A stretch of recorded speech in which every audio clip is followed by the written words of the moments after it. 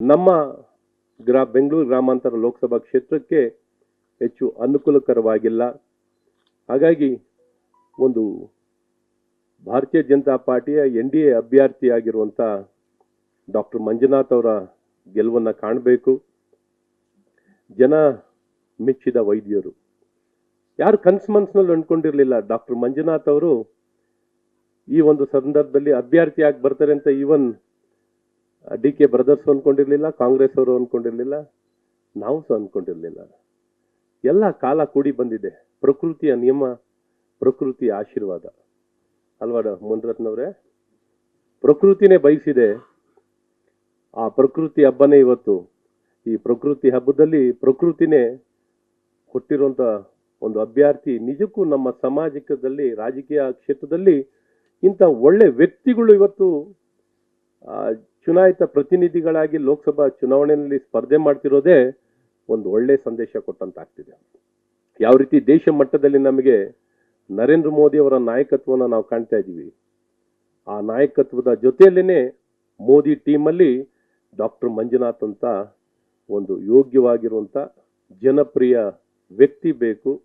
ಜನರ ಧ್ವನಿಯಾಗಿ, ಜನರ ಭಾವನೆಯನ್ನು ಗೌರವಿಸಿ, ಜನ ಆಧಾರಿತವಾಗಿ ಆಡಳಿತವನ್ನು ಕೊಡಲಿಕ್ಕೆ, ಒಂದು ವ್ಯವಸ್ಥೆಯನ್ನು ಕೊಡಲಿಕ್ಕೆ ಬಹಳ ಪರಿಣಾಮಕಾರಿಯಾಗಿ ಕಾರ್ಯನಿರ್ವಹಿಸುವಂಥ ಪ್ರಕೃತಿಯ ಆಶೀರ್ವಾದವೇ ನಮಗೆ ಸಿಕ್ಕಿರುವಂಥದ್ದು ಡಾಕ್ಟರ್ ಮಂಜುನಾಥ್.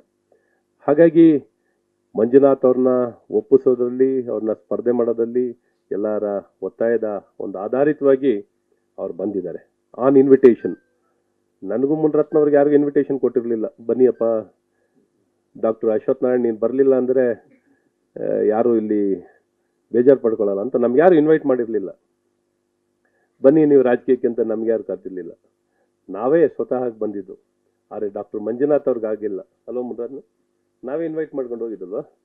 ಸೊ ಹಾಗಾಗಿ ಡಾಕ್ಟರ್ ಮಂಜುನಾಥ್ ಅವ್ರಿಗೆ ಆಹ್ವಾನವನ್ನು ಕೊಟ್ಟು ಬನ್ನಿ ಸಾರ್ವಜನಿಕ ಜೀವನದಲ್ಲಿ ಅಂತ ಮೋದಿಯವರ ಟೀಮ್ನಲ್ಲಿ ಇರಬೇಕು ಅಂತ ರಾಷ್ಟ್ರ ನಾಯಕ, ಅದ್ಭುತವಾಗಿರುವಂಥ ರಾಷ್ಟ್ರ ನಾಯಕನ ಜೊತೆಯಲ್ಲಿ ಬೆಂಗಳೂರು ಗ್ರಾಮಾಂತರದಲ್ಲೂ ಒಂದು ಯೋಗ್ಯವಾಗಿರುವಂಥ ಒಂದು ಉಸಿರು ಕಟ್ಟುವಂಥ ವಾತಾವರಣದಿಂದ ನಿಜವಾದ ಸ್ವಾತಂತ್ರ್ಯ ಬೆಂಗಳೂರು ಗ್ರಾಮಾಂತರಕ್ಕೆ ಸಿಗಬೇಕು. ಉಸಿರು ಕಟ್ಟುವಂಥ ವಾತಾವರಣ, ದ್ವೇಷದ ರಾಜಕಾರಣ, ಹಿಡಿತ, ಉಸಿರು ಕಟ್ಟುವಂಥದ್ದು. ಎಲ್ಲೋ ಒಂದು ಕಡೆ ಸ್ವಾತಂತ್ರ್ಯವನ್ನು ನಿಜವಾಗಿಯೂ ಆಜಾದ್ ಕೆ ಅಮೃತ್ ಮಹೋತ್ಸವವನ್ನು ಆಚರಿಸಿದ್ದೀವಿ. ಅಶೋಕ್ ಏನು ಗಣೇಶ್, ಇನ್ನೂ ಆಜಾದ್ ಕೆ ಅಮೃತ್ ಮಹೋತ್ಸವ 77 ವರ್ಷ ಆದ್ರೂ ಇನ್ನೂ ಸ್ವಾತಂತ್ರ್ಯ ಸಿಗುವಂಥ ರೀತಿ ವಾತಾವರಣ ನಿರ್ಮಾಣ ಆಗಿಲ್ಲ. ರಾಜಕಾರಣ ಅಂದರೆ ಅರ್ಥ ಎಷ್ಟು ತುಂಬ ಜನ ಮಾಡ್ಕೊಂಡಿಲ್ಲ. ತಮ್ಮ ಪ್ರತಿಷ್ಠೆ, ತಮ್ಮ ಸ್ವಾರ್ಥವೇ ರಾಜಕಾರಣ ಅನ್ಕೊಂಡ್ಬಿಡ್ತಾರೆ, ತಮ್ಮ ಹಿಡಿತವೇ ರಾಜಕಾರಣ ಅನ್ಕೊಂಡ್ಬಿಡ್ತಾರೆ. ನಾವು ಜನರಿಗೆ ಅನುಕೂಲಕರವಾದಂಥ ವಾತಾವರಣ, ಸಡಿಲಿಕೆಯನ್ನು ಕೊಟ್ಟು ಎನೇಬಲರ್ ಆಗಿರಬೇಕು, ಫೆಸಿಲಿಟೇಟರ್ ಆಗಿರಬೇಕು, ಅವ್ರಿಗೆ ಶಕ್ತಿ ತುಂಬುವಂಥದ್ದು ಮಾಡಬೇಕು. ನಾವು ಶಕ್ತಿ ತುಂಬಿಕೊಳ್ಳೋದಲ್ಲ, ಶಕ್ತಿ ಜನಕ್ಕೆ ಕೊಡಬೇಕು.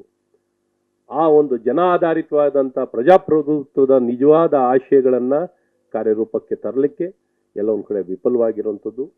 ಇವತ್ತು ನಾನು ವಿಶೇಷವಾಗಿ ಹೇಳಬೇಕು, ನಾವು ಯಾವುದೂ ದ್ವೇಷದ ರಾಜಕಾರಣವನ್ನು ಮಾಡಲಿಕ್ಕೆ ಬಂದಿಲ್ಲ, ಅಸೂಯದ ರಾಜಕಾರಣವನ್ನು ಮಾಡಲಿಕ್ಕೆ ಬಂದಿಲ್ಲ.